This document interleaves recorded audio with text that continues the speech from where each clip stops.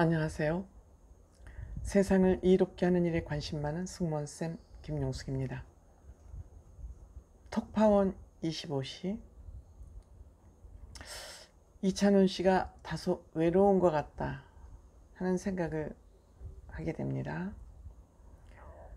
톡파원 25시에서 소개되는 세계 문화, 좀 한 겹을 더 깊이 들어가서 보는, 우리가 일반적으로 여행을 하고 관광을 하면서는 알 수 없었던 그 속사를, 세계 문화의 속사를 들여다보게 해주는 의미에서 굉장히 의미 있는 프로그램이라고 누누이 제가 말씀드리고 있습니다.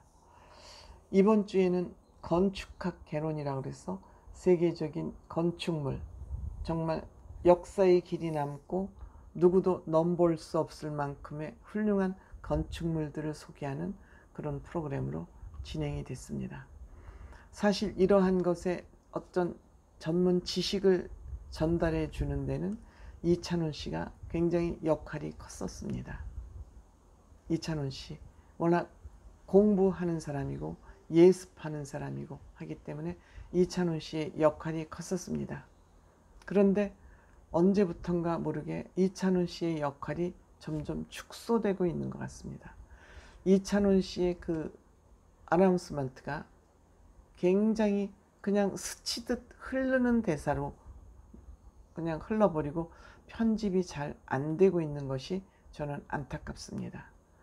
그게 언제부터인가 생각을 하니까 각 그 주제별로 전문가들이 출연해서 전문가들이 해설을 하기 시작하면서 이찬원 씨의 역할이 굉장히 축소가 됐다, 그런 생각을 하게 됐습니다.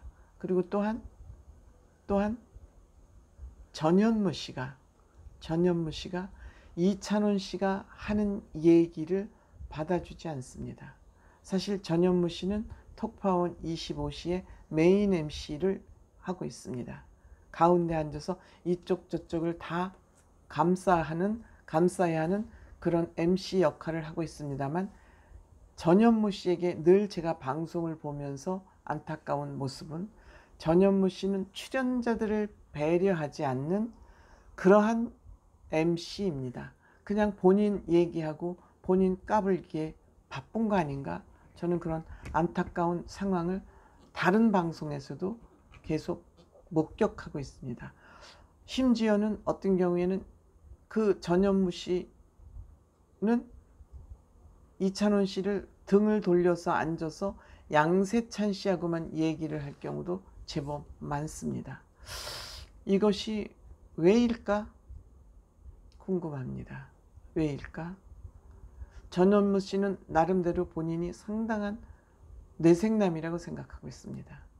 물론 뭐 공부 잘하고 내생남이고 요식하고 아는 거 많죠. 그런 것에 대한 것을 아니기를 바랍니다. 저는 어쨌든 요즘 톡파원 25시를 보노라면 이찬원 씨가 좀 외롭구나 하는 생각을 하게 됩니다. 왜 그런지는 저는 잘 모르겠어요. 제작진의 의도인지 아니면 출연자들의 그냥 아무 생각 없이 하는 행동인지 저는 잘 모르겠습니다. 하지만 제가 보기에 이찬원 씨가 외로워 보이는 것만은 틀림이 없었습니다. 좀 사족이 길었습니다. 저의 안타까운 마음에서 이런 말씀 드렸습니다. 요번에는 이제 그 세계적인 건축 여행을 떠났죠. 사실 건축은 이 지금 가장 오래되고 건축물로서의 그 문화적 자산으로서의 지구상에 남아있는 건축물은 다 종교적, 즉 천주교를 기반으로 한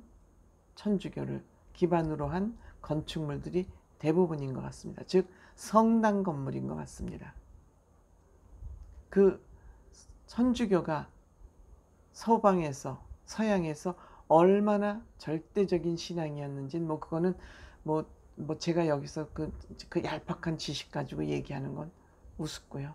어쨌든 성당 건물이 우리 건축물의 그 기반이 됐다, 이렇게 얘기를 해야 될 것 같습니다. 그러니까 로마에 있는 건축물은 어느 건축물도 감히 까방권이라고 그러죠. 비교가 될 수가 없다. 이렇게 이제 생각이 듭니다. 그리고 독일은 친환경 건축을 하고 있기 때문에 변기 밑이 깊이 파이지 않고 변기 밑을 위로 들어 올려서 밑으로 물이 조금만 내려가게 그렇게 환경에 대해서 가장 환경을 제일로 생각하는 국가는 역시 독일이죠. 환경 정책은 독일에서 배워와야 됩니다. 그래서 어쨌든 환경을 생각하는 건축을 하고 친환경 건축을 하고 있다는 건 굉장히 중요하죠. 시조라고 그럽니다. 그리고 이번에 프랑스의 노르망디에 있는 몽쉘 미셸을 이제 방문을 했습니다. 프랑스 특파원이.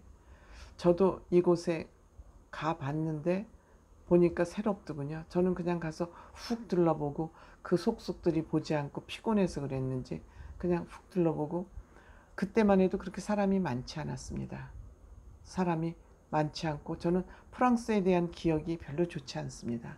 거기 가면 왠지 물건값이 비싸서 배고프고 또 물을 사 먹어야 되니까 그냥 물이 늘 목말라 있는 상태고 그 딱딱한 바게트를 먹다 입천장이 아침에 그 호텔 식당에서 해서 그리고 하여튼 불친절하고 그래서 저는 프랑스에 대한 기억이 좋지 않습니다. 그렇게 아마 피곤하다 보니까 몽쉘 미셸에 대한 기억이 별로 남아 있지 않은데 역시 다시 보니까 새롭습니다.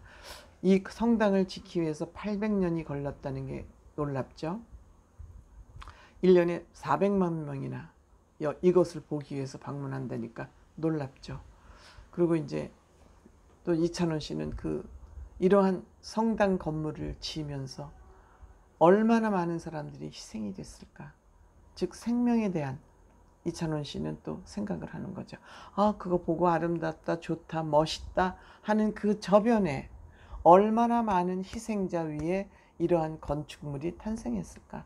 이런 기본적인 생각을 이찬원 씨는 하는 겁니다. 이찬원 씨의 훌륭한 점이 이런 거 아니겠습니까? 노래 잘 부르는 가수가 아니라 거기 방송에 출연해서 가벼운 말, 이 말 저 말 던지는 것이 중요한 게 아니라 시청률 좀 올리겠다고 그냥 픽픽 던지는 그 말이 아니라 이찬원 씨의 이런 말 한마디 한마디가 황금 같은 말인데 이것이 흘려보내고 있는 것이 그 말을 누군가가 받아야 되잖아요. 의미 있는 말. 이거를 안 받아주는 게 저는 정말 문제가 있다 이런 생각이 듭니다. 그리고 또 일본 그 안도 다다오 건축가가 하여튼 이 사람은 콘크리트하고 물을 주제로 해서 이제 만드는 것 같은데 그 사찰을 그 위에 연꽃 연못을 만들고 사찰을 지하실로 들어가게 해서 물을 주제로 했다는 거 의미 있고 좀 아이디어란 그런 건축물인 것 같습니다. 그 다음에 미국의 건축물 구겐하임 미술관. 이 구겐하임 미술관은 자본주의의 총화라고 부르는 게 낫죠. 그 구겐하임의 그 건축물의 의미를 두기보다는 자본주의를 극단적으로 표현한 건축물이다. 저는 이렇게 얘기를 하는 것이 맞지 않나 이렇게 생각합니다. 역시 자본주의 하면 미국이니까 문화하면은 서양 문화이고 자본주의 하면 미국일 수밖에 없기 때문에 저는 하여튼 이런 것을 보면서 이찬원 씨의 그 목소리가 역할이 의미 없다면 이찬원 씨가 조금 생각해볼 소속사도 생각해볼 필요가 있다. 저는 이렇게 생각합니다. 고맙습니다.